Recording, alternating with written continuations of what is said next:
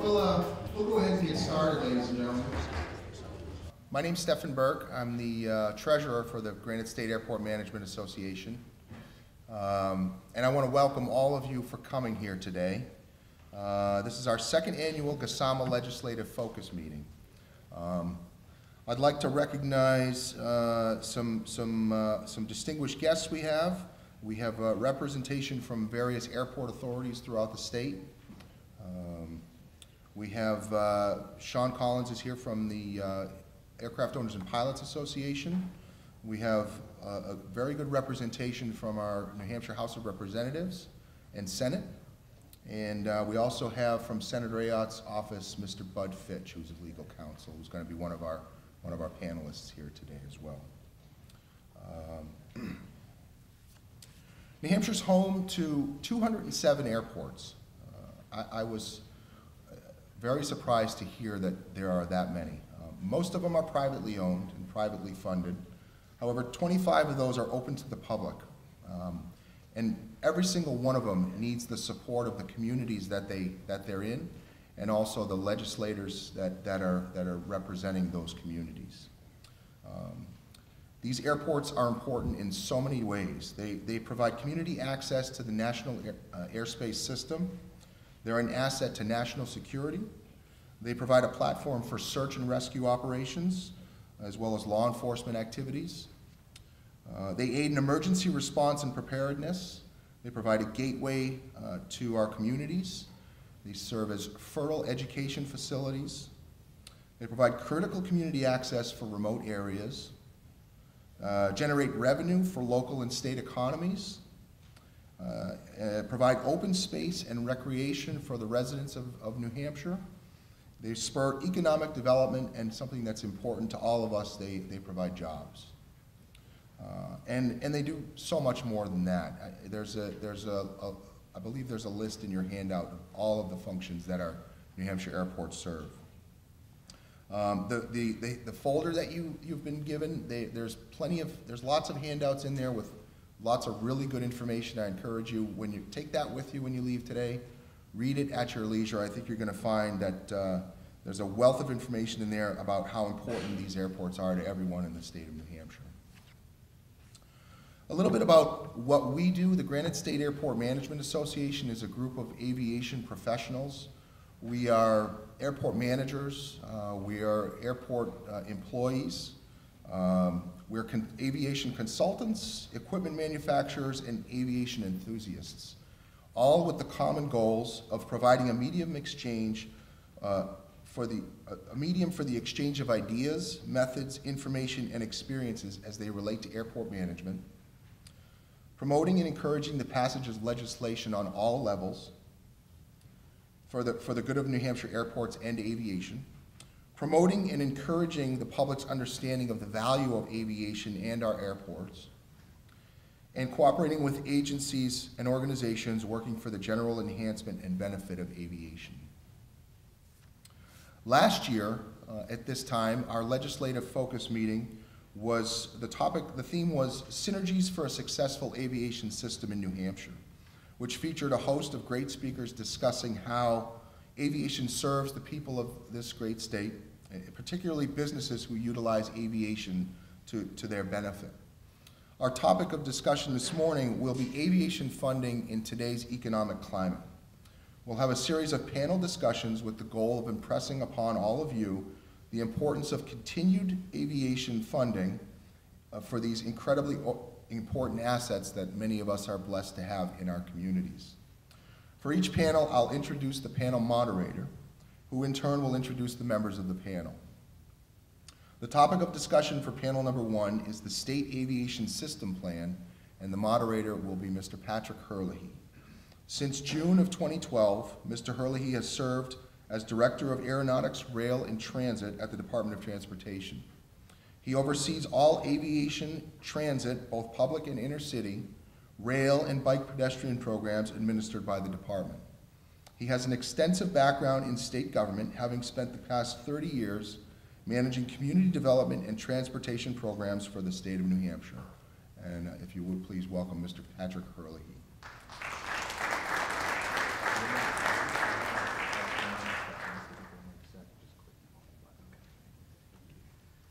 Could I have the panelists come up for our first session, which is going to be on the State Aviation System Plan. And again, good morning, and I'd like to also thank everybody for being here today.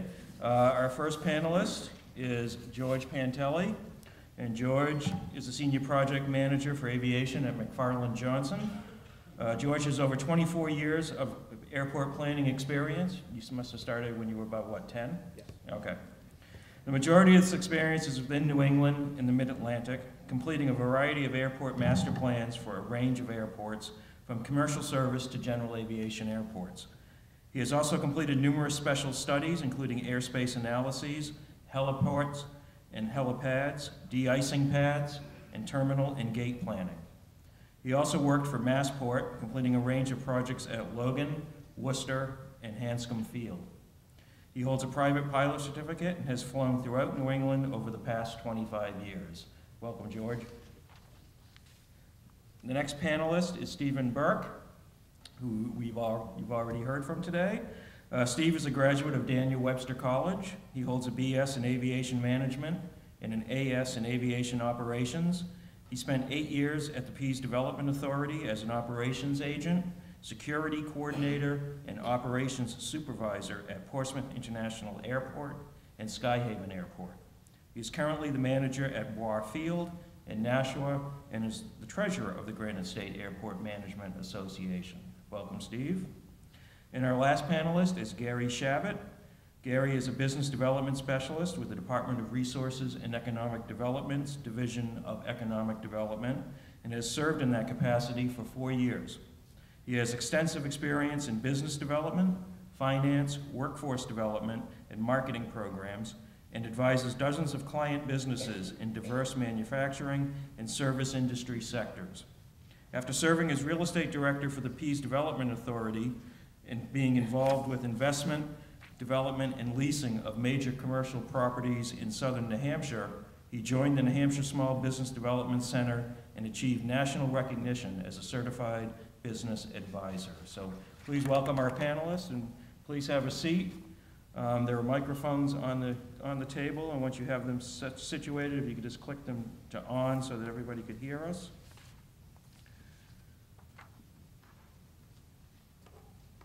And again, our first panel discussion today is on the newly updated State Aviation System Plan.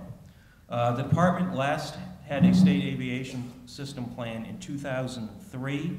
That's over 11 years ago now. So it was time for us to do an update to that plan.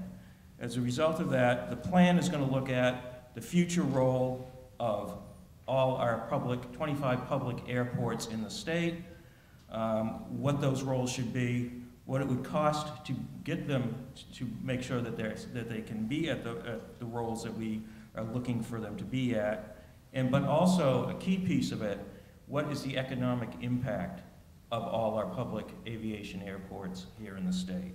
So with that, I'm going to turn it over to George, who's going to talk about get into some more detail about what the system plan is and what the status of it is. George? Great, thank you. So just to give you kind of an idea of where we are, as Patrick mentioned, back in 2003, they completed a system plan for the airports in the state. What they did was looked at all 25 airports that we have. That particular study was a little bit more of a, it was an economic basis to that study and some system planning. So it was kind of a mix. It provided information at the time. Since 2003, as many people know, aviation has changed quite significantly here in the state and nationally, as well as the economy. So as the Bureau of Aeronautics decided to update that information. So with that, we created a document that wanted to do two things. One was to look at the state airports in the system, how they function within within the state, provide air access as well as ground access. And then the other piece of it was to really kind of define a little bit more definitively, what the economic impact is of these airports. So we put together kind of a report. It's been going on for the past year and 3 months or so. And we actually had our final meeting last night, or yesterday afternoon, excuse me.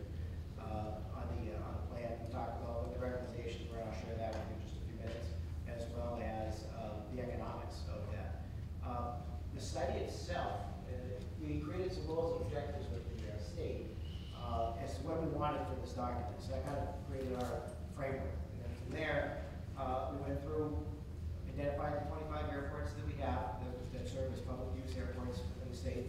Half of them are publicly owned municipalities. The other half are actually privately owned, but they're available for public use. So once we defined those, we gave them a role, because as you know, there's a range of airports from small airports like Twin Mountain and Parlin Airfield, all the way to Nashville and Manchester. So we defined 5 roles for those airports, defined minimum requirements for those airports in terms of facilities and services, and then obviously as you progress through, there's more services, more facilities. And once we did that, we developed kind of a framework for evaluating those airports. We evaluated them on their minimum requirements. Did they meet that? We created something quite unique as a report card for each of these roles, for each of these airports, to define, how does this system look in terms of meeting the minimum standards. And we found out that at least 2 of the roles were 100%, and the remaining 3 roles were ranging somewhere between 60 and 90%. So from the standpoint of the system itself, we're doing pretty good at meeting some of those minimum requirements. From there, we did an analysis of performance, and what we did, we selected several key elements to allow aircraft to fly into the airports here in the state. One is related to runway lengths, 3,200 feet, and 5,000 feet with the criteria. Instrument approaches, when the weather's poor, being able to come into the airports when the weather is down is another factor. Where's the fuel and things like that. So we actually did pretty well in evaluating that and determining where we needed facilities and where there were gaps in those particular set of services. So from there, we created a set of forecasts, determined what was happening as we go 20 years into the future. That's typically the time frame we look at. The information from that is that it's going to be relatively flat, but that's consistent with regional and national trends in aviation. We are staying stable throughout. We're going to grow a little bit, not a great deal, but we're going to stay, we're not losing. And that was kind of the key finding of that particular process. So from there, we looked at the future performance. Okay, we know that there's a couple of gaps that we need to create. Where do we put, what do we do with these airports? So 4 of the airports, we decided to increase the role of the airport. So we went from basic to local, or we went from national to regional. And there were 4 airports that we identified: Mount Washington, Keene, Dean Memorial, and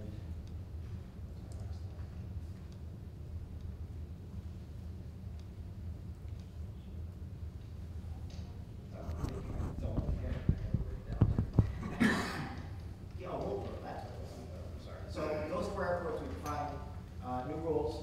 We increased them once. And what that does is actually put the right facilities and right services in these particular areas from the standpoint of these gaps that we saw, whether it was runways, whether it was fuel. That's what we defined as kind of the recommendation section. The other piece of it was going to looking at the minimum facilities that are necessary for the airports and putting the cost of that. And then finally, what the recommended facilities would be. We did the 20-year future again. Minimum facilities we did for the first 5 years. And then we did set phase 2, which is 5 to 10, and then 10 to 20 is phase 3. That total for those projects, for the 25 airports, was about $77 million. So understanding the complexity of what we're dealing with, the other piece that we need to understand not only is what does it cost for the system of airports, but there's other costs that the state has to deal with. Each airport has a master plan and a capital improvement program for their airports as part of their master plan. So there's a state funding match that the state has to come up with for those types of projects. There's also maintenance of all of the airports. In particular, pavement maintenance is kind of the key, much like roads. Over a 20-year period, you're going to do something to your pavement, so we incorporated those numbers as well. From the block grant, from the federal side, the state matches and projects that are out there, $372 million in addition to the $77 million. paid maintenance came up to about 51 million. And then we also incorporated, in most cases, you're gonna have to do some planning, you're gonna have to do some environmental work, or some special project here, another 8 million into that. So generally speaking, to serve the state, will take over the next 20 years about $500 million. A good portion of that is covered through federal grants, obviously, from the airports that are eligible. 12 airports are eligible for federal grants. 12 airports are funded by the state.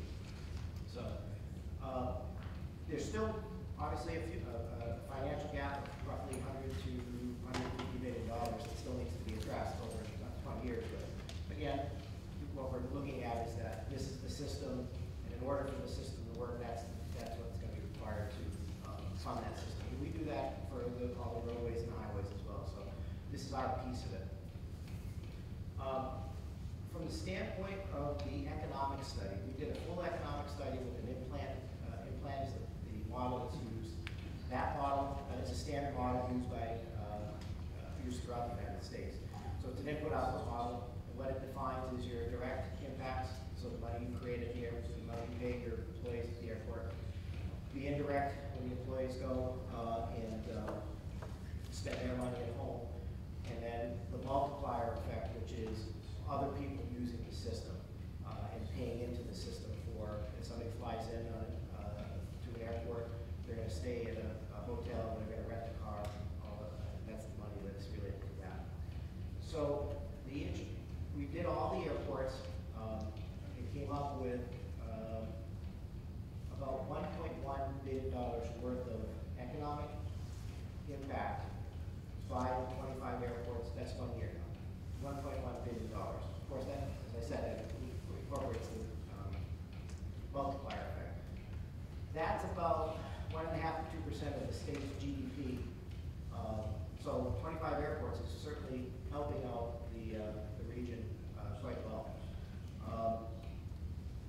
About $1 billion is the 3 airports, Manchester, Pease, and Lebanon, which have a commercial air service. And $100 million is the other general aviation, the other 24 general aviation airports. So as a system, it's about $1.1 billion, which is pretty good. We also identified aerospace manufacturing within the state in the data that we obtained. And that itself represents about $990 million, almost $1 billion additional. So aviation, the airport's aviation businesses, is about $2 billion of economic impact for the state. So that's the information that we created and looked at and came up with. I think we have a good study. I really do. George, do you have the information about how much tax revenue the airports generate for the state? Yep, tax revenue is $27 million. Over what time period? That's the 1 year time. 1 year time period. So. Okay, thank you.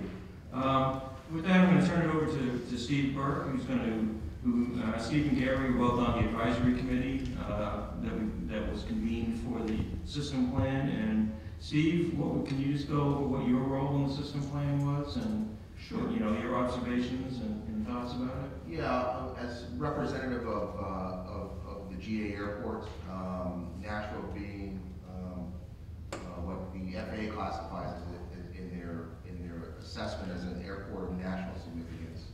I thought, some of the things I thought were great takeaways from the study were, like George just mentioned, $27 million worth of tax revenues, $1.1 billion towards the state GDP. It again shows how important these assets are to the state of New Hampshire.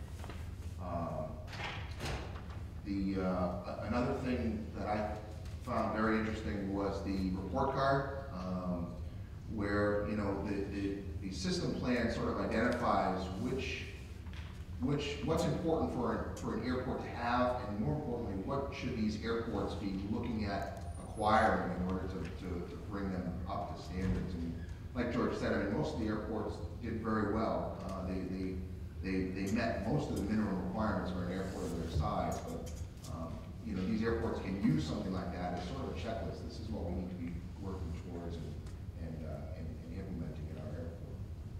Thank you. Any surprises that came up? Those numbers, first of all, operational numbers were a surprise. I mean, you know, we talk at GSAMA all the time about how important these airports are, how much they contribute, but to see that much in economic impact was surprising. Really. And with that, I'll turn it over to Gary. Gary has a slightly different perspective, being a member of the economic development world. And Gary, can you tell us your observations about the study and how the state and the Department of Resources and Economic Development can use this study going forward? Yes, my name is Gary Schwab. I work for the Department of Economic Development for Granite. And I looked at this whole study as really the side of the supply and demand, i.e. the supply is the airports themselves, and the demand would be our client base, i.e. the businesses or the tourist who comes into the area. So I was looking at it from that perspective, and also given that in our day-to-day work, we work with recruiting companies in from other parts of the country or from Canada, and we also work with, my job is to work as a retention specialist, meaning I work every day with existing businesses in the state. So I was looking at it from the perspective of when the study is complete and when the information by airport is put together with all the various criteria that the airport, the length of the runway, the lighting, the tower support, everything that goes along with each airport, that would be a great tool for us to, when we are talking with a recruitment client, for example, and they're coming in from some other part of the country, if that particular, as part of our toolbox, if the topic comes up with air service and what's available in the state, that would be a great piece of information to have for the individual companies moving in. We also, we do international trade, fairly significant amount of international trade. And part of that particular program is we have this, we call it NADEC, it's NHADEC, which stands for New Hampshire Aerospace and Defense Export Consortium. And in that study, or in that group, it's a group of about, we've identified roughly 300 companies who are aerospace related or defense related. And so we have that particular group. It's a membership group that helps to support each other in a consortium when they are looking to grow their businesses and to export their products. So this would be another great tool for those folks to be aware of on an individual basis. Another couple of things that I mentioned, the recruitment side of the business, just as an example, recent examples of the amazing impact of what having the good airport system is to us. One of our largest deals that we've done this year is with the UPS, United Parcel Service, and with Pratt & Whitney. And they're going to be building a 600,000 square foot facility in London area. And so that's a huge facility, as well as that's really a first, in my word, introduction to New Hampshire of Pratt & Whitney. So it's a good intro for us to be able to work with Pratt & Whitney. Thank you. George, before we close and take some questions, can you just go over the time frame and the process of where we go from here around public meetings or when the report may be ready for review and release? You've got two flyers in your packets. We're going to, as part of the process, we go out to the public and we present the information to the public. We educate them as well as get the information back. And as part of this, we're going to do 5 regional meetings within the state. The first 3 start Monday, Tuesday, and Wednesday of next week, and then we finish up in early January with the remaining 2. One of the flyers in there gives you the dates and the locations for the GSAMA members and for the legislators as well. We're also list out the airports that are within those particular meetings. So we're going to be doing one at the PDA on Tuesday. And so we've got a couple of airports inclusive of that will be part of that. So the legislators that are part of that area, that's who we go to. We really would love to see people, because this is our opportunity to go over the report with you. We're going to have 5 different stations presenting the process that we've done and the results. We'll do a small summary presentation to you as well, just to kind of pull it all together. Meetings are all from 5 to 6:30, so if you're right, you can still get you home in time for having dinner. So, with regard to the information, we have been posting our draft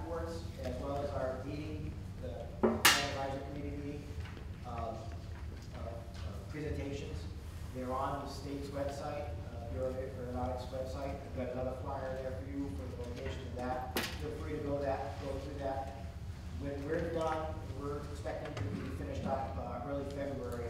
We'll post the final report as well on that. So obviously you're reading a draft report, you would find things in there, but by the time it's all said and done between now and February, we'll fix everything up, make it look good, and then it'll be on it'll be there for you. The economic study, by the way, is also on there too. So if you want to look at specific information about your airports, that information is there. Thank you. And a date for maybe a final release of I would say time frame? I don't know if we've got a date yet, but definitely first or second week of February. First, second week of February. Thank you. I think we have time for a couple of questions. If anybody has any questions, I'd like to ask the panelists. I see somebody's eager over. No questions. Okay, I guess everybody has enough information for now. So thank you very much. And again, we hope you can get out to one of the public meetings and tell everybody that you know that would be interested in aviation and state system plan to please attend as well. So thank you, and I'd like to thank the panelists, and we'll go on to the next panel.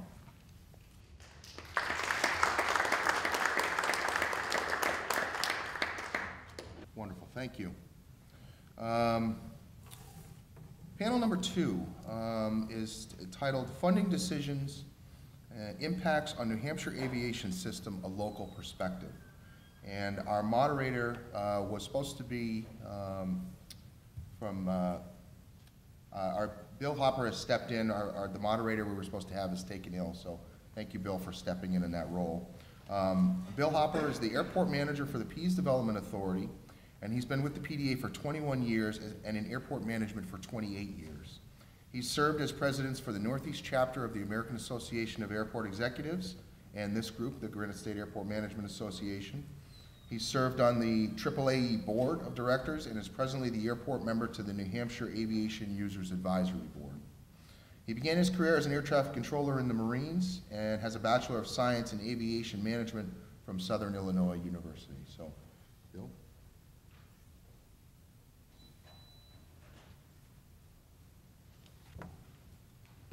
Right, and I guess we can get our panel to come up. We have, let me see, Brian. There you go. You want to come on up and have a seat? And Heath and Rick. Okay, I'll go ahead and get started. First of all, I'm going to start with Brian Rakoff. He's the manager of Planning and Program Branch with the Federal Aviation Administration. Brian is the deputy manager for the New England Region Airports Division. He has over 34 years of airport planning experience. He has completed projects at airports throughout the Northeast and nationwide, including planning studies for Massport, the Metropolitan Airports Commission, the Port Authority of New York and New Jersey, the Ports Authority of Puerto Rico, the State of New York, and over 20 other airports in the Northeast. His international experience includes assignments in Thailand, Mexico, Portugal, and St. Martin. Brian joined the FAA's Airport Division in September 2004. Our next speaker is going to be Heath Marsden. He is the airport co-manager at Parlin Field in Newport, New Hampshire. I just finished saying New York there. Heath is a senior airport planner at Jacobs Engineering with 15 years experience. He also serves as airport manager at Parlin Field in Newport, New Hampshire. Heath earned a Bachelor of Science degree in Aeronautical Science from Embry-Riddle Aeronautical University in 1994. Heath has prepared planning studies for airports worldwide, including studies for airports small and large, which include Newton Field in Jackman, Maine, to Mumbai International, Whitehorse International Airport, Manchester Boston Regional, Boston Logan, Philadelphia International, among others. Heath is a pilot and aircraft owner with commercial multi-engine instrument ratings. Heath also served on the Aviation Users Advisory Board for the state of New Hampshire. And last is Rick Clopel. He is also airport co-manager at Parlin Field. Rick has over 40 years as a professional airman, operating as captain and/or first officer on the Boeing 747, 57, and 67, McDonnell Douglas DC-9 and MD-80, and Lockheed L-1011, as well as the Fairchild FH-227. He has accumulated 25,000 hours total time, with an excess of 10,000 hours as a pilot in command. He's a certified flight instructor, and we were just talking about your education as a BS from where again? Arizona State, okay, so Southwest there. So we'll go ahead and we'll get started. First of all, the subject that we have is on innovative financing, and it struck me that we have a number of people in here that probably don't even know what, I guess financing in airports is always innovative, but, and we have to be very creative. There are funding sources, and I just kind of want to very briefly explain the funding sources that we do have as airports. One of those, of course, is through the Airport Improvement Program, which goes to what they call NIPIAS airports, which are basically your larger airports. Won't get into details on it. Through that program, the FAA does, we have a 90% funding from FAA. The state of New Hampshire provides 5% funding, and then there's 5% local share. Then you get into what you call your non-NIPIAS airports, which are your smaller airports. There's a program called the 80-20, which is 80% to 20% funding. And unfortunately, for a few budget cycles, that has not received any money, which is, to some of our smaller airports in the state that are struggling enough. That this money is extremely important, and it's never a large amount. In fact, I remember prior to the funding ending, the funding, it was always talked about how little they got, and then and you couldn't think that you could get any less, and now it's zero. So our infrastructure, as you saw in the last presentation, the airport infrastructure is extremely important. It's the access most communities have to the outside world. Here's the saying in aviation that for $1 million you can build a few miles of highway that'll maybe get you to the next town. But if you have that $1 million, you can build yourself a mile of runway and get anywhere in the world. So please take that thought with you. So what we'll do is I'll go and get into innovative financing, because especially as of recent, in recent years. With funding cuts and the continuing resolutions and all the other items, airports have to figure out ways of getting money. The larger airports have to figure out other maybe non-aeronautical forms of revenue, and then you get into your smaller airports, which really struggle. They don't have many options, and that's part of what we have our representatives from Parliament Field here is to discuss some of the ways that they deal with those challenges and some of the needs that they continue to have. But Brian, I don't know if you could kind of give us just a very brief view on how funding is in the FAA right now, just so that we can kind of get an update on where we are. I can maybe kind of talk about how funding decisions are made. Absolutely, absolutely. Okay, first major observation, they don't have to sound so thinking about that. Thank you very much. Thank you, Todd. Secondly, I'm not a big thing on mics. Can people hear me? You probably have to use a mic because you can't. It goes up. You can't hear me from here? I can hear you, but it's, you have to really focus Video. on the voice. Oh, it's video. Sorry. In that case, I got to use this thing. Before I talk about funding decisions, an important thing to just say at the outset is the state of New Hampshire is what is called a block grant state, as many of you may know. As a result, again, I have to, can you go down and hear me? Yeah. Okay. What I'm going to be talking about is how FAA makes funding decisions. Because New Hampshire is a block grant state, New Hampshire is actually is working with us very closely in making those decisions. And the techniques and methodologies that they use is pretty much identical. So I don't want to speak exactly for New Hampshire, but it is important to note that this is a block grant state. So in cases of all but 3 airports, you're going to be dealing generally with the state in terms of funding and other issues. The 3 exceptions to that are, of course, Pease, Boston, Manchester Regional, and London. FAA makes funding decisions based on basically 5 criteria. The first thing is something called the NPR, and that's not the National Public Rating System. That is the National Priority System, or rating system. It's a technique to prioritize projects based primarily on safety. Projects that enhance safety or work on safety are far more important than those that don't. And we have a numerical rating system that goes between about 20 to about 90.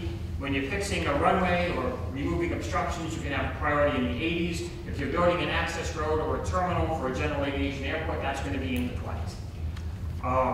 Secondly, we have a business plan that has certain goals. For example, the major goal that we are all aware of course, is the improvements to runway safety areas at our larger so-called Part 139 airports. That's a national goal.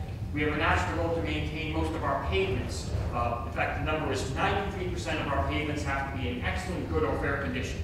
I'm sure you're wondering how we came up with 93%. Me too.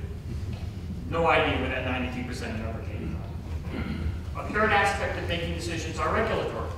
If you're going to be doing projects, often you have to do environmental work. That means permitting, NEPA requirements. So we have to make funding decisions to provide funding for that sort of work. As well as, if you have a 139 airport, there may be improvements or work required because of 139.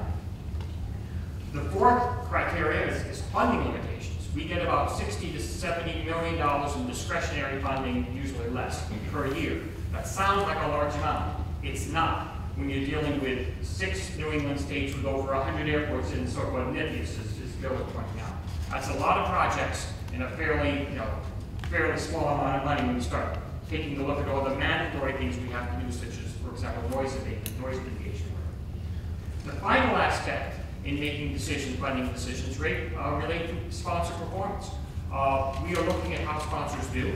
Are they consistently doing their grants on time? Are they working their grants well? If they are not performing, that is a factor in making a decision of whether or not to provide funding to an airport in the future. So those are basically the 5 criteria that we use in making funding decisions. Thank you, Brian. All right, and something I have to remember is I was a speaker before I was a moderator today, so I have a few things that I would like to say about PEAS as far as funding at PEAS goes. First of all, just for anybody that's not familiar, I see we have Representative Cataldo here from our Skyhaven Airport Advisory Council, and want to welcome you, sir, as well as Ken Weiler from the Skyhaven Airport Advisory Council.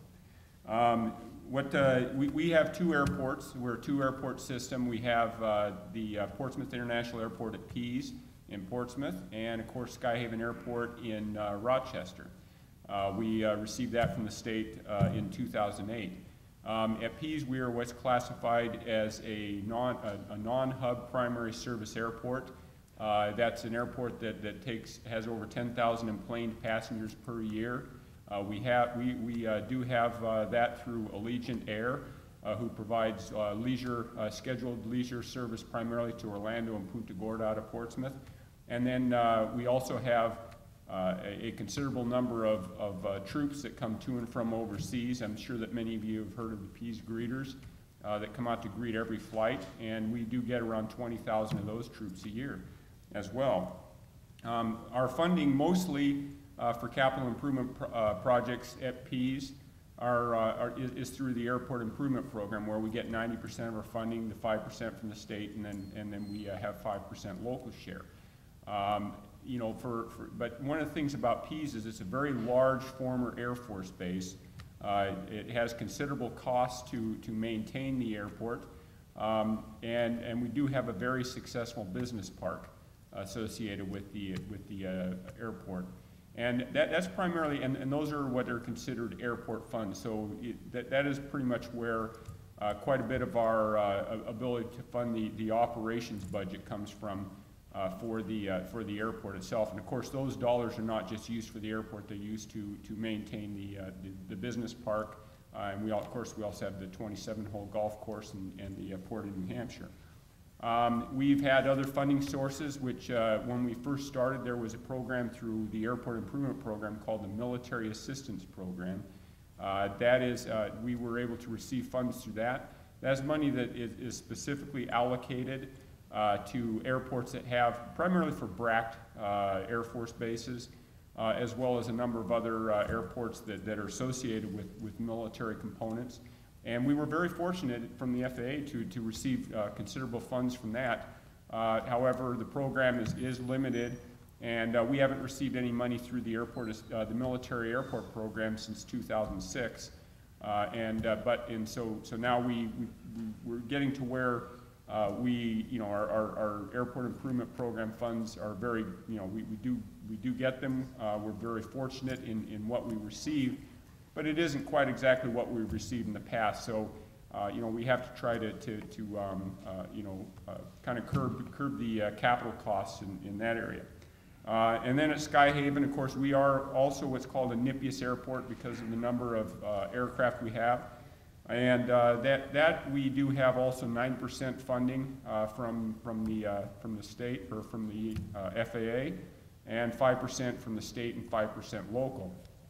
The amount of money that we get per year is considerably less than we do get from the you know, for Ps, because of it not being a commercial, a primary service commercial airport.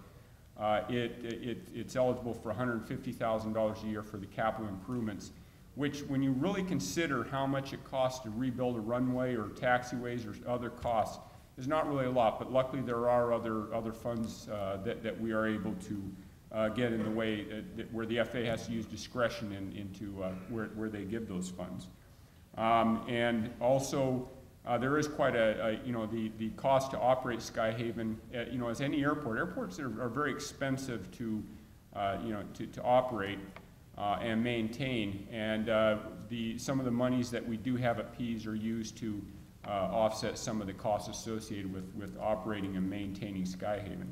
That kind of gives you a little bit of an overview of what we have at Ps. Ps is, you know, the other primary service, commercial service airports, of course, are Manchester and Lebanon out in western New Hampshire. And if I can go to Mr. Coppell and Mr. Marsden, if you can give us a brief on some of the funding or some of the innovations that you have at Parlin Field. Well, at Parlin, we do not receive federal assistance, and we have not received state assistance in several years. As Bill mentioned, that program dried up a number of years ago. So we rely for our funding source. But first of all, we're owned and operated by the town of Newport. It's a small town, population of 6,600 people. We rely for funding on whatever we generate on airport, that being hangar leases, fuel sales, property taxes. So those are our avenues for funding. So not receiving federal assistance, that actually has pluses and minuses for us. We're not tied to the grant assurances, so we're allowed a little bit of flexibility for what we do and not do at the airport, which has helped us in the past. We rely very heavily on volunteer efforts at the airport. Our group of volunteers installed runway lights, a hanging door, a number of different projects, painting the operations building, to something as simple as cleaning out a culvert. And we do that at substantially less cost than some of the federal programs. So we are very fortunate at Parlin in a lot of ways, even though we don't receive the amount of funding that some of the airports do get. We receive a lot less funding than anybody, frankly. It was interesting to note that Mark was going to be the moderator, and Mark, of course, operates unquestionably the biggest and most profitable airport in the state. And we are on the other extreme end of that. We're a basic airport, as noted by the state's airport plan, and we do pretty well in that regard. The other issue, the other part of that funding was ground leases. Being the biggest ground lease and biggest taxpayer on the airport personally, I can attest to that. There are a few numbers that, you know, we've talked about NIPIUS airports and non-NIPIUS airports, and we've talked some pretty big numbers. There are some other numbers that I got a while back from the AOPA. I know we have a representative in the room. And I think they're probably worthy of note for those of you who are unfamiliar with a lot of aviation issues generally. According to their numbers, and I think we can rely on them, I think they're pretty accurate.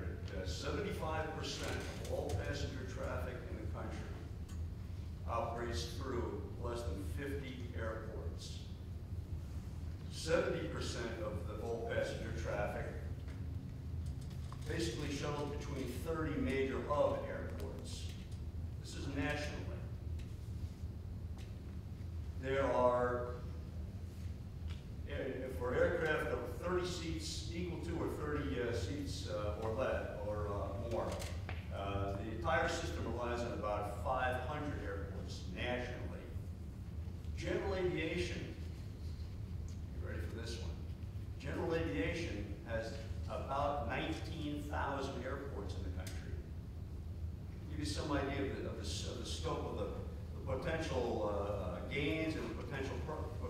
problems. 65% of all departures in the country are out of general aviation airports. So I think those numbers are pretty telling and point to the fact that as we see general aviation airports disappear at the rate of about 2 airports a week, that's not my number, that's another AOPA number, and I don't dispute it. Somewhere down the line, someone's going to have to make the corporate decision, the legislator is going to have to make the corporate decision that we've got to begin finding ways to support the general aviation airports. May I add a point on there? I'm glad you pointed to 20,000 because that's one of my quizzes I always ask people, how many airports do you think you have in the United States? And most people are not even close to 20,000. But there I mentioned the NIPIAS, which stands for the National Plan of Integrated Airport Systems. Again, I have no idea how that came. But one thing that you should know, we have 20,000 airports nationwide. About 3,200 of them are in the NIPIAS. So the vast majority of airports in this country are not within that NIPIAS, and it is the NIPIAS airports that are the ones that are focused to the Federal Aviation Administration. That's what we do. Those airports within the NIPIAS are potentially eligible to get AIP funds. So you can see the universe is, where the FAA is actually fairly limited given the overall size of the general aviation community. Okay. Thank you. Any other comments that any of the panel would like to make at this point, or no? I just want to, first of all, I just want to kind of get back on schedule, but I want to just say that we do have Brian Rakoff as well as Tracy McInnes, both from the FAA. I'd urge anybody in here that if you have any questions or anything, please go to one of them. They can give you any information on some of the challenges that the FAA faces, as well as our panel here. One thing about Mr. Clopel, he comes from both sides of the fence. He's flown at big airports and he operates out of a small airport. And he knows what's going on in aviation. So you take somebody like him or Harvey Sawyer over in the corner there, very big challenges. And I do know that budgets everywhere tight. But one thing about airports is this is part of the infrastructure that you hear about, the crumbling infrastructure. And if you go out and visit any of your airports, I urge you, your airport managers and your local communities would love to visit with you. Go out and take a look at your airport. And thank you very much. And if you don't have any more, I will close. Thank you. Oh, any questions out there? No? Okay, thank you very much.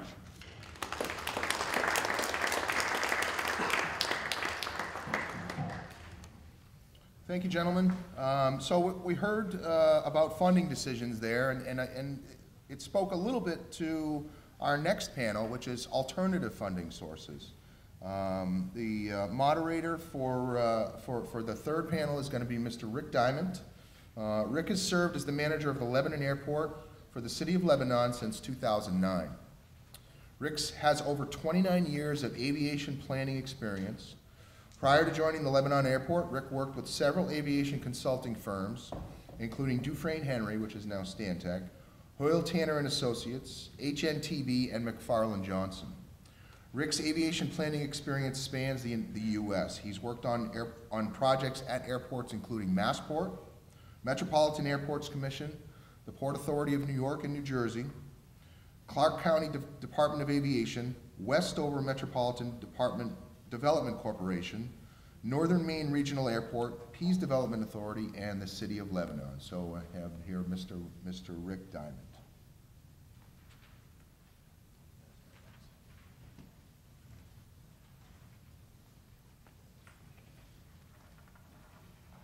On your right is Harvey. On your right is Harvey Sawyer, multi-generational New Hampshire native. I think we all know that. Harvey is manager, caretaker of the Jaffrey Airfield Silver Ranch in southwestern New Hampshire, where he and his wife Lee also operate Silver Ranch Air Park. They provide aircraft charter service for businesses and individuals throughout the Northeast and beyond. They also provide essential aircraft services such as aircraft hangar, fuel, parking, aerial photography, support of life-critical fire, police, and medevac operations, scenic flights, and some basic to advanced flight training and mentoring. During the 60s and 70s, they ran a busy full-time flight school. Harvey has served for a number of years on the New Hampshire Aeronautics Commission and is a recent recipient of the Aviation Association of New Hampshire Airman of the Year. He currently flies an average of 1,200 departures a year in support of businesses and individuals seeking more of that one irreplaceable resource, time. In the middle is Colin MacGyver. Colin is a graduate of Plymouth State University. Colin's been the Plymouth Airport manager since 2008. He first became interested in airport and flying because he grew up right next door to the airport. Colin has overseen and implemented several projects at the airport, including tree removal, improved airport drainage, volunteer efforts to upgrade the airport's terminal building, and is currently working with Stantec and New Hampshire DOT Aeronautics to create the airport's first airport master plan. He's participated with GSAMA as secretary since 2012 and is an instrument and commercial rated pilot. Nearest me is Evan McDougall.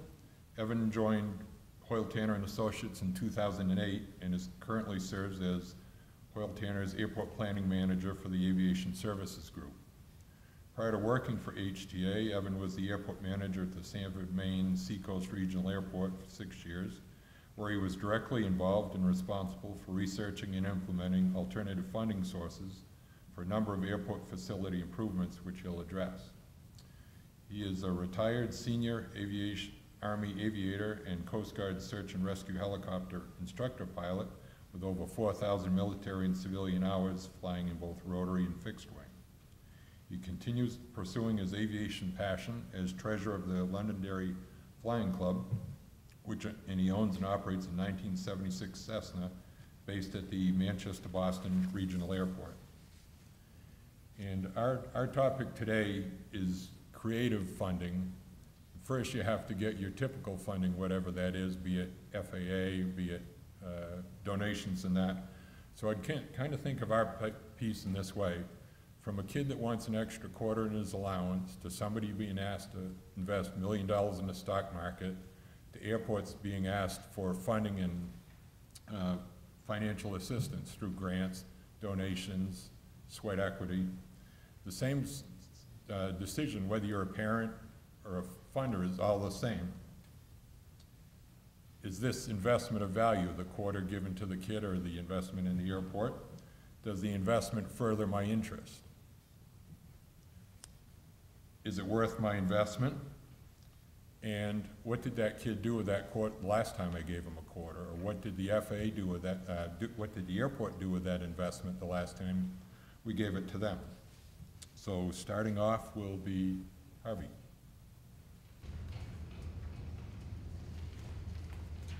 Good morning, legislators, fellow GSAMA members. First off, my name was Sawyer, but in the interest of, shall we say, fitting in, today it'll be Mick Sawyer. Mick Sawyer. A little background. Can you hear me okay? In over 50 years and 25,000 hours in the air, if there's one thing I've learned, is that most people, both in and out of the industry, don't have a clue about what's going on at the airport to benefit the average guy, the average person. The answer is it's jobs, yes, jobs. Think of our airports as the on and off ramps to the country's great aerial highway system. Access equals commerce, and commerce equals jobs. As was aptly pointed out a few minutes ago, just 1 mile of runway, sometimes less, will take you anywhere. But you need another runway at the other end. One airport doesn't do anybody any good, you need a system.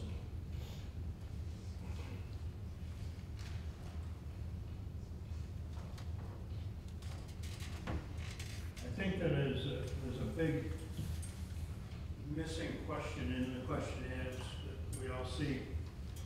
They ask who flew in and how much did you spend for lunch or a cab or whatever. And from that, as you have seen, the economic impact is calculated and it's in the billions. But I think one of the big things that sort of gets overlooked, the effect of a community airport. All the little things are important, but pale in comparison to the effect of just one new business moving to town or into the state because of that airport. And I've seen it happen over and over. People love to come to New Hampshire. People love to come to our smaller airports because they're accessible, both by air and by ground. Each year at just our one little airfield, hundreds of visitors fly in and drive in and fall in love with our New Hampshire way. And by the way, I mean to, at some point, I may as well do it now, compliment what a great job is being done at a couple of the other smaller general aviation airports in New Hampshire. They set a great example. One of them is Pound Field in Newport, and another is Hampton Airfield over in Hampton. Some of these visitors are very young, and they become inspired.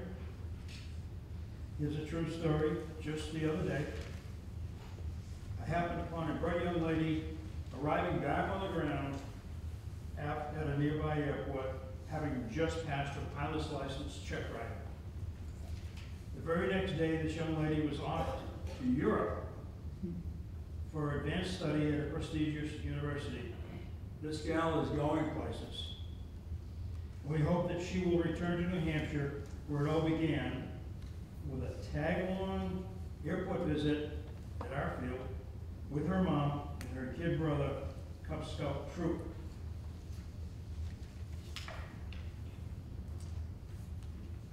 Others are older and established, other visitors. They return again and again to our wonderful state. Some eventually buy a home or move a business to the town with the airport, so essential to the access which businesses need. This equals jobs. As our highways on the ground become ever more overcrowded, the community airfields become more and more valuable and irreplaceable. It is unlikely that any launched airfield in New Hampshire will ever be replaced.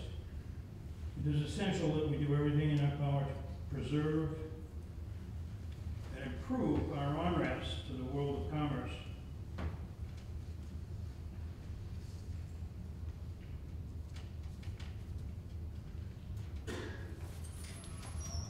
A big factor to the smaller fields in the state is their reliever function to the other bigger airports that seem to get most of the attention. When the other airports are down for weather, construction, or any other reason, it's the smaller airports that are the alternate landing places, aside from their main function of day-to-day operations.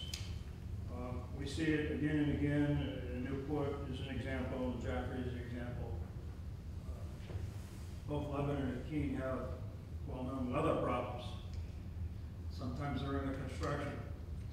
And time and time again, the alternate is the Newport or the Jaffrey airfields.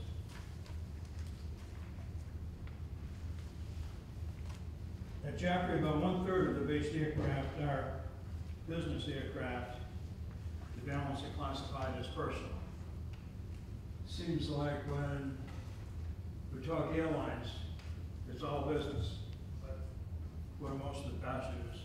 They're personal. There's business people, there's personal trips. It's all business. It's all commerce.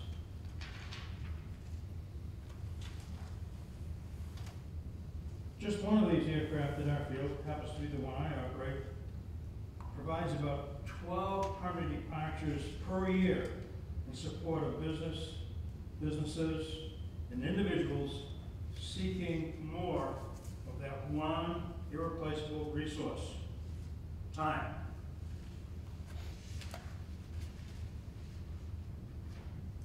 Alternative funding. Many of you perhaps have heard of our traditional annual fireworks festival that was held for many, many years in Jaffrey. After a half a century of hosting fireworks events on the field, it all came to an end in 2012, a victim of its own success. After bringing over 35,000 visitors to town each year, it ended over serious security concerns.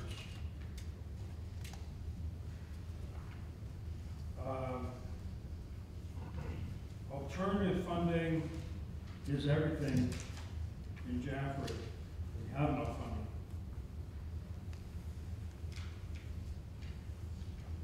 The funding message for our legislators and leaders.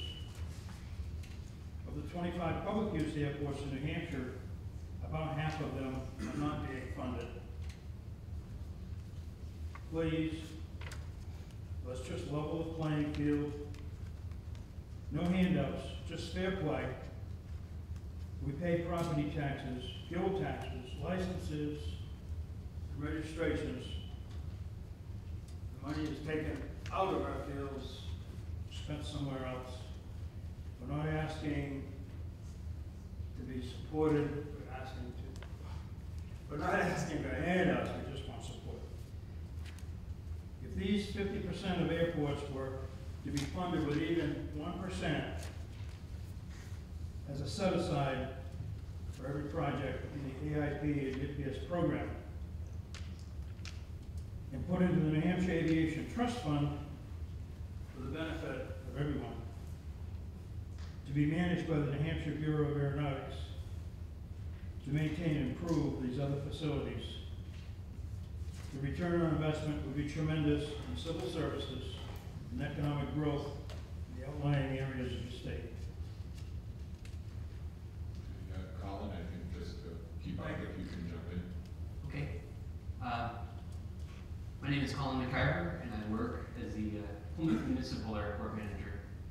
The Plymouth Airport it's a small grass airfield, 2,300 feet, 80 feet in length, and it's been in operation since the 1930s. It became officially an airport after Pearl Harbor, where the town, they graded it out and linked in the runway. It serves many vital functions to the community with the local business leaders, as you've heard, all these different functions, the recreational flyers, the tourism in the southern part of the White Mountains and the Newfound area, lake area, and also it serves as a national disaster preparedness place. We have high ground, it's a wide open space in case, and those places are kind of rare. And so in our community, the town of Plymouth, we really see the airport as a gem. It's a beautiful place. It's unchanged, undeveloped.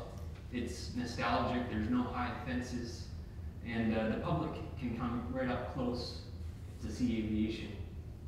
And many of the older piston engine airplanes, we have planes that are 60, 70 years old. They're the same planes that were there from day one, and they're like the main airplane flying, which is our airport in our town, we operate the airport on a shoestring budget. It's about $6,000 a year, and of which I get paid a very nominal, so practically a volunteer position. I just absolutely love my airport. I grew up right next to it, and so it's the smallest department in the town. It has the smallest budget, and it mostly offsets itself because we utilize a lot of volunteerism, a lot of the pilots and community members who run the neighborhood enjoy the airport so much that they'll chip in, and we will go out and we'll clear some brush if we have to, just to knock it down. And just as Newport did, they mentioned that they have a community of people that they get out and clean the culverts out. We rehabbed our terminal building, which was built in the 60s. It used to be ramshackle, completely unwelcome, and each person has chipped in, and now it's a very welcome place where the public, we like when the public stops by and can see what happens at the airport.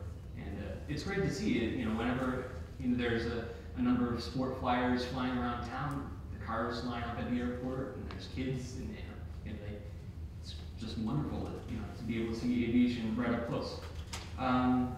We've talked about the 80-20 funding program.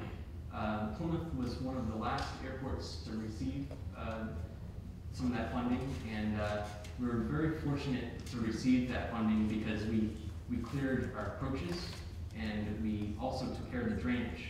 We had several incidents in the past because whenever it rained, the runway was too saturated and planes would actually dig into the grass and maybe flip around.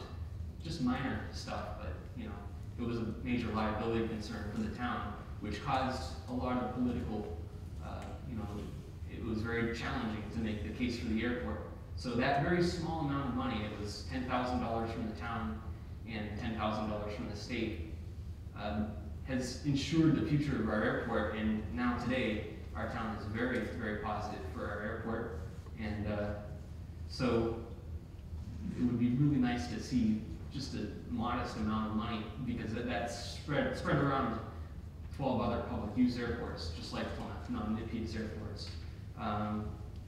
Currently, how we get by, since we don't have those major things to worry about now, we have the hangar leases, we have the tie downs. The town of Plymouth has a hangar that generates a little revenue, and the farmer leases land around the airport, which it's a very symbiotic relation between the farmer and the airport, because you know that prevents the development, which is not good for airports, and that also you know, he can utilize that land. We also have a large parcel of land that's about 70 acres, and we were able to harvest some timber, so that's given us a little bit of an infusion of income to help us carry through. But that's a short-term thing. We see Plymouth has a very bright future. We have the town is redoing its master plan. We have positive development. The ski area was just purchased. We're hopefully going to see that come up and go. And we also have like a Marriott being built right on the Tenny Mountain Highway and new businesses. So we are carrying out the first FAA master plan, one-time FAA funded plan. And we would really just like to have the airport be able to meet the needs of the community during the future. And another thing that we're blessed to have is the AWOS. It's an automated weather observation station. And that's operated by Plymouth State University. That brings Plymouth State University students out to the airport. They launch weather balloons, and they observe the equipment, learn about how it works. And their budget is about $6,000, and that comes out of the meteorology department directly. And that's a very challenging situation because that's student money that goes to pay for the AWOS.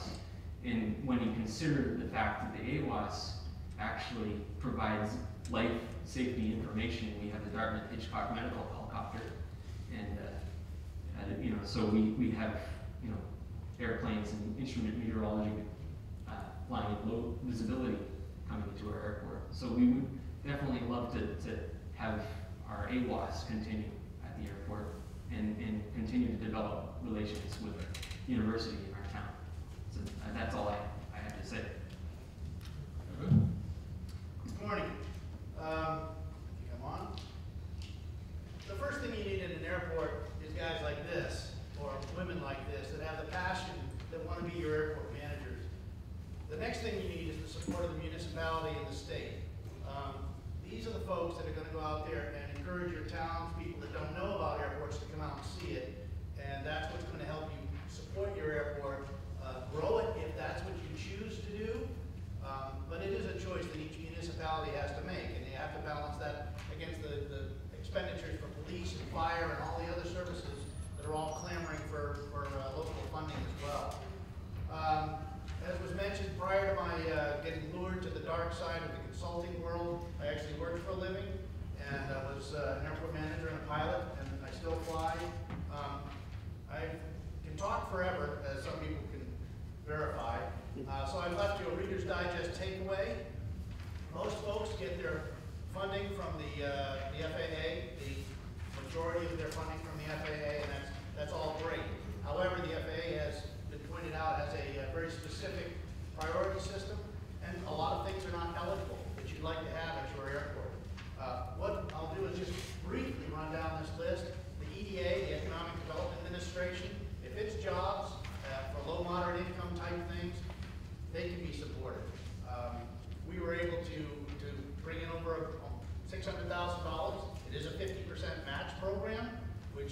challenging sometimes for a municipality, but we were able to level a building as well as build a ramp to encourage aviation businesses to come to the airport that I was at, and that brought a lot of money in.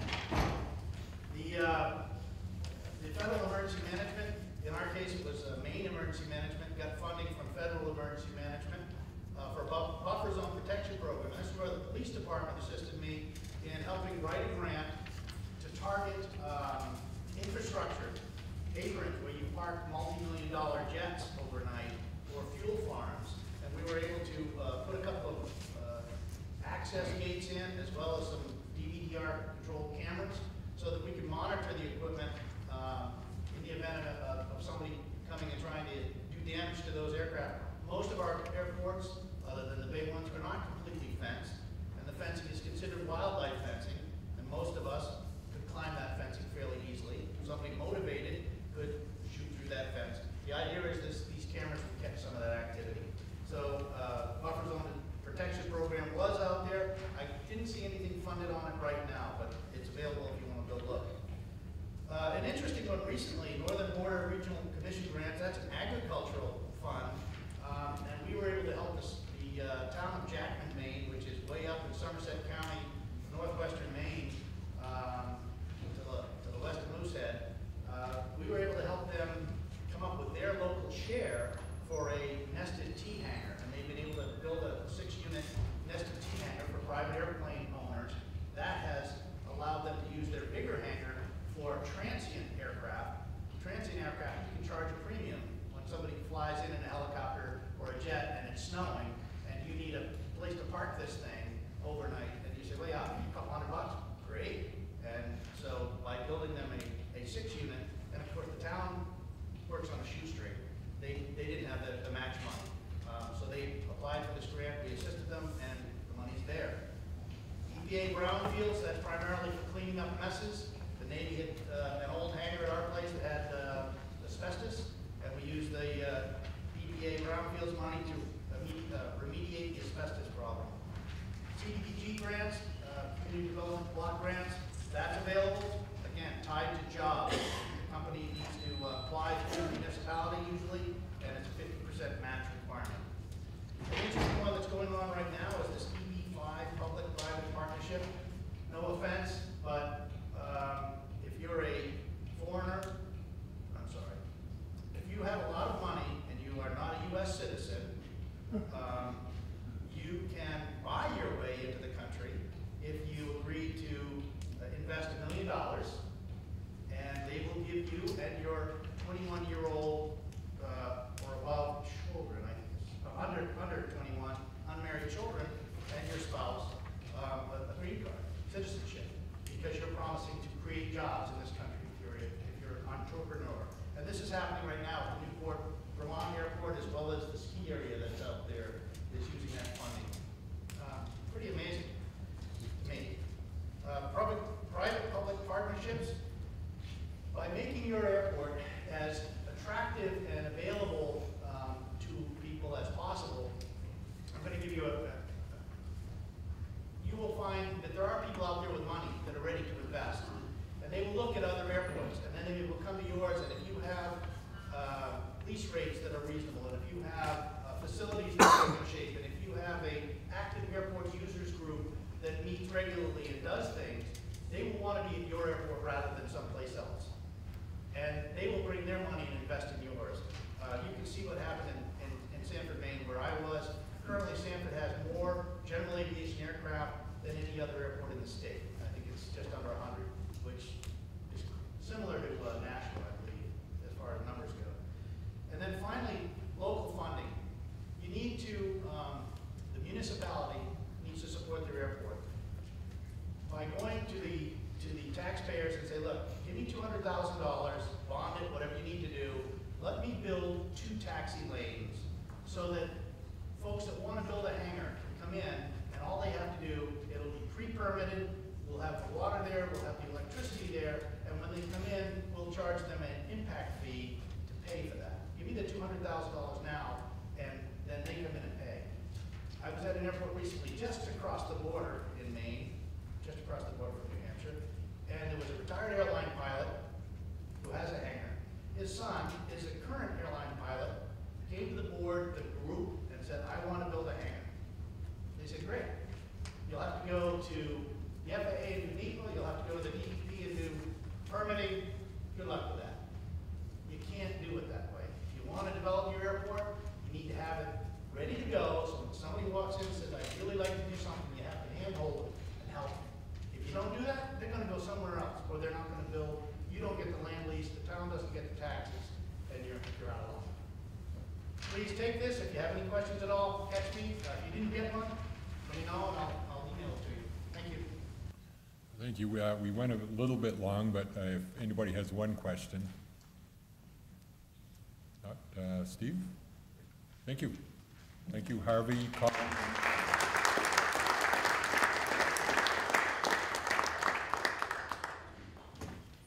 Thank you, gentlemen. So our last panel today is going to be moderated by Representative Chris Nevins. And the topic is information that makes a difference in Congress.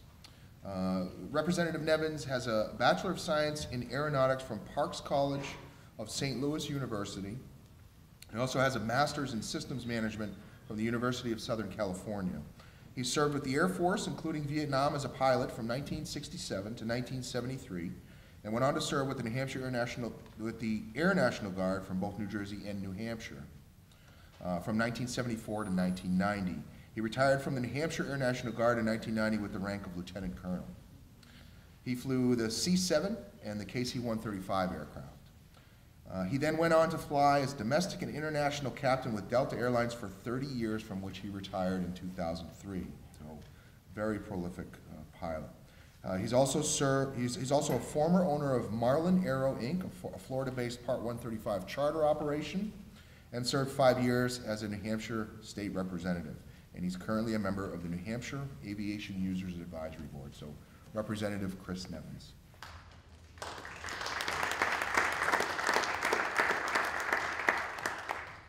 Wow, was that me? Am I that old? I can't believe it. You know, this is fun for me. I really enjoy being here. Reasons I get to see friends on both sides of the aisle, and the aisle happens to be my political friends who are here. Reps and senators, I really appreciate you taking the time. I know what you're up to. I know how busy you are and how the prep's coming. So thank you very much for being here. And at the same time, being with my fellow professional pilots and airport managers and everyone in the aviation system. I know how hard you work. The briefings were great. You know, they're from the heart, and I think most all of us have heard the message. Our infrastructure is hurting, and that's why we call this meeting and try to communicate all that to you. You've heard a lot of acronyms today, and you know, we've got GSAMA, Granite State Airport Managers Association. One you've heard, and I don't know if you heard the full length of it, was NPIAS, N-P-I-A-S, National Plan for Integrating Airport, let me see if I can get that right, the National Plan for Integrating Airport Structures, or something to that effect. Is that right? All right. NPIAS, what is that? That is national is the word that I focus on, all right? We've heard all about New Hampshire today, and that's wonderful. It is. Everything you've heard is absolutely true. But we're part of a bigger picture, and we're one state out of 50 states, and a plan that has to work for all of us. And towards that end, we've invited, and we're very grateful to have two members, two great supporters of New Hampshire aviation, Senator Shaheen and Senator Ayotte. And their representatives are here today, and I'm pleased to introduce two of them. Let me start with Matt Leahy. Matt has been on Senator Shaheen's staff for 3.5 years. And prior to that, served on Senator Judd Gregg's staff for 18 years. He handles, in addition to transportation issues, housing, environmental, community development, and healthcare issues for Senator Shaheen. And along with Matt is Bud Fitch, who's legal counsel for Senator Ayotte, and who supports the Senator's efforts to assist individuals, businesses, as well as state and local governments to interact with the federal government. That's exactly what we're trying to do today, besides just the state government. He also helps gather information for the Senator on the impact of existing federal programs on the people and businesses of New Hampshire. In addition, Bud collects input from the senator's constituents on the problems they confront in their communities and their ideas of how the federal government can best support community efforts to address those problems. In addition, we've had here earlier, and he had to leave because he had another appointment, was Chris Kennedy, Governor Hassan's representative to this meeting. And I saw him spend a good hour and taking some notes, so we know the governor will get some input from this meeting as well. And we've had great support. I know a couple of names of our reps and senators have already gone out. I have to admit, personally, I kind of miss somebody who, as always, and most all of you know, has been a great supporter, or was a great supporter of New Hampshire Aviation, the late Executive Counselor Ray Burton. We all know him just as a great human being, but above and beyond that, for what we're talking about today, aviation, he was a supporter. He was somebody that, when I was at the State House and I had an aviation issue and I happened to bump into him and I say, Ray, I'm talking about this today or that today with the airport, let me go up and talk, and I'll say a few words also. And he had the ability to sway, and again, we miss him very much. So here we are, and gentlemen, I would probably start off a little bit differently than we're doing. We're not going to probably go too long because we're running a little bit behind. But again, I want to thank you both and the senators for allowing you to come and be here. And what we're trying to do is connect. That's our purpose here today. So if I could, I've had a couple pre-prepared questions, and we probably won't maybe go over everything here, but just to get an idea. And Matt, I'll probably start with you. And let's start with this one. What is the best way to request a meeting with senators to share information? Well, there are two ways. There's the official way via the senator's website. You go on the main page, there's a little link that says if you want to meet with the senators, click on that. There's information you can fill out to request a meeting with the senator. But the other way is simply to follow up with that request with a member of the senator's staff, and in this case me, on transportation related issues, and just say I've made a request, I want to meet the senator's staff, and follow up with that request with the staff member, and then we'll work through our system. And Senator Ayotte simply has a feature on the website to allow you to request to schedule a meeting, but it also, as Matt has suggested in our office, most of the time it's going to be to your benefit to start with the state staff. We're going to have the most time to commit to understanding your concerns and gather information. We will then connect you sometimes with our counterpart in the Washington, D.C. office. There are legislative aides assigned to each area, so that there's one person who's working on most of the concerns that you might bring forward, and then work towards, if you want to go to D.C. or meet with the senator in New Hampshire, trying to arrange a time to do that. The demand for time with the senators far exceeds the supply, even though they both spend a tremendous amount of time meeting with people. I'll give a handout in anticipation of an abbreviated session, answering a lot of questions, and one of the things you'll see noted in there is that probably a realistic expectation is 15 minutes with the senator. And if you go to DC, you meet with the staff there, you may get 30 minutes or 45 minutes with the DC staff, or perhaps longer if it's an issue that merits that. But they, like the senator, also are subject to the call of the process in DC, and you're pretty much subject to interruption. On the other hand, Matt and I will spend hours with you if that's helpful to you. We can commit more time to you, and most often, like this morning, you're our schedule for this period of time. And so it's extraordinarily rare that something else will draw us away. So we're a good starting point, and let us help you focus what you want to convey and help get it set up so when you actually get with either DC staff or the senator, it's a highly productive meeting. Everybody knows going to the door what the issues are, and you have an opportunity to make your presentation effective. Okay, very good, thanks, Bud. One more here. What information do you need from the aviation industry in New Hampshire to provide the senators on FAA reauthorization? And I might also add, did you find today's meeting productive as far as information coming out of the status of New Hampshire aviation? Well, on the first part of the question, Chris mentioned next section, 2015, the FAA does need to be reauthorized.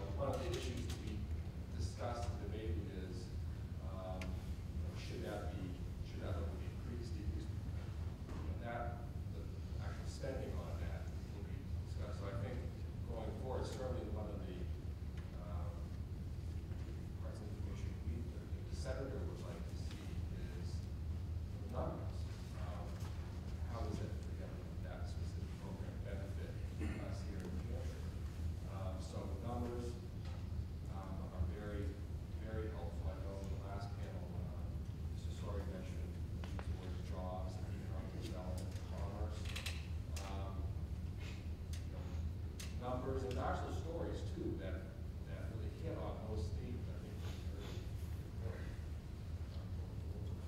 And that's for us to note to make sure we provide that to you. Bud? I will mimic what Matt has said.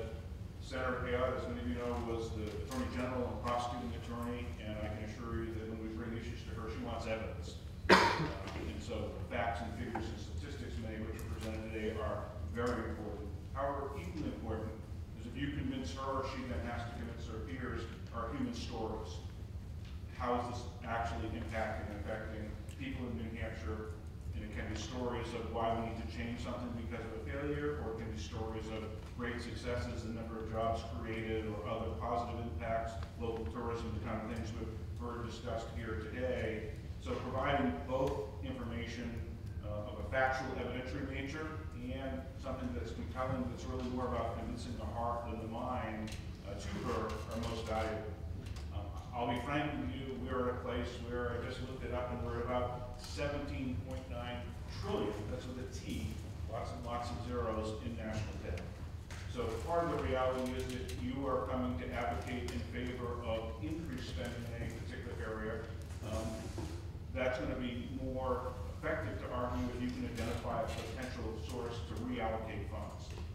If it's within that general area of government, it's more likely to be successful, but even if it's saying, look, we're wasting money paying people to grow corn to put them in gas tanks, and that's not an effective use of tax dollars, let's spend more of that to improve our airports, it'll be a better benefit to the people, and that's going to be helpful. But the reality is that most funding conversations that I'm party to, and certainly when I present some of the senators, she's looking for, where's that money going to come from? And tax revenue is not something that is likely to be, new taxes a likely source for revenue. So where can we find money being used less effectively than what it is that you'd like to have that money be spent on? All right, very good. Because we're running a little bit late, I'd like to open it up now to questions. Then I'll have a closing comment, but this is a great opportunity. You're connecting here today to Washington. What you ask will probably be passed on. Are there any questions for either Matt or Bud regarding what you can do, what you can say, or have they been well answered, or do you have any questions? Oh, we're quiet again. Don't be embarrassed. Sir. Just one thing, one of the questions we had talked about is who do we go to for information when we get on aviation and economics issues. And certainly for us, we certainly go to the staff here at DOT. But also, it may be helpful going forward if there was a group that represented this association who we could contact. If something comes up in Congress and we need quick information or something that we could call.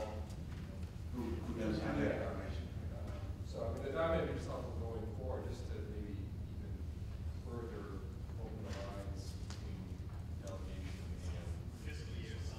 Thank you. That's exactly what we're trying to do, and I appreciate that input very much.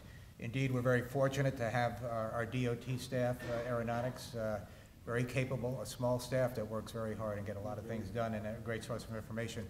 But what you heard today, this is boots on the ground right here, and that's why we're glad we could pass it on. Yes, Representative Weiler. Thank you. Did I hear an indication that some of the funds won't be renewed, like the highway and the FAA funds? You mean the highway bill? The FAA needs to be reauthorized in 2015. From what I understand right now, the chairman of the House Transportation Committee plans to take up the FAA reauthorization for the next session. So,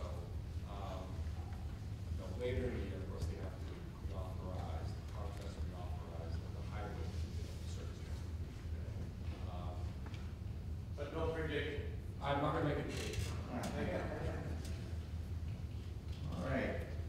Yes, sir. Just more of an observation than anything else, which is to reemphasize what the gentleman said. Relative to contacting your senator or representatives, they do listen. Family experience of my aunt is blessed in memory, would on occasion call up her senator responded and they tried to help. And speaking as an FAA person, many times we have to respond to what are called congressionals. When a constituent contacts a senator with a concern about aviation, often the senator will then come to the FAA and say, what is this issue? Tell me what's going on. They are very, very responsive to their constituents. So I can't emphasize enough what you just said. Talk to your senator's representatives. I can verify that. Very good. Any other questions from the audience before I just make a closing remark? Okay. Any more comments from you gentlemen then? Thank you for being here, gentlemen. Stefan mentioned at the very beginning, we have 207 or 8, I'm just throwing a number out there, airports in New Hampshire. Of course, the majority of those might be a small strip on private property that, you know, a farmer owns an airplane and so on. But what we do have in New Hampshire are 24 open to the public. I want you to remember that term, open to the public airports. Half of those, 12, are what we call the NIPIAs, National Plan for Integrated Airport Systems. I got it right without stumbling that time. And then the other half are non-NIPIAS airports. You've heard that term NIPIAS, and I'm not going to overkill it here. But there are concerns about the non-NIPIAS airports. Bill Hopper did a very good job of bringing up those concerns. So that's what we want to communicate as we go out. We have this great opportunity now to do that with our senators, representatives, and I would say in time with our congressional representatives too. I hope we'll have a chance. I know we're in a transition now, election transition, but to keep them involved also. And again, thank you very much, ladies and gentlemen, and gentlemen, for coming here today with us. Appreciate it.